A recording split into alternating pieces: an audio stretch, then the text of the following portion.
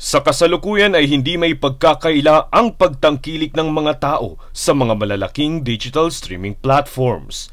Dahil rito, kamusta naman kaya ang estado ng mga cable operators sa kabila ng pag-usbong ng mga platapormang ito? Ayon sa Philippine Cable and Telecommunications Association o PCTA, wala naman itong masamang epekto sa mga cable operators. The entry of the over-the-top, the OTT like Netflix and other OTT platforms is a welcome development with us. Because that OTT definitely will be carried through our broadband business. So it's a complementing, not a threat to us. Ito ay isa lamang sa mga itinampok na mga pag-unlad sa larangan ng cable at telecommunications industry sa inilunsad na PCTA Tech Show 2024 sa temang Cohesion, Coherence, Connectivity. Layo ng convention na ito na mas palakasin ang kakayahan ng mga cable operators upang mapagsilbihan kahit ang mga liblib na lugar.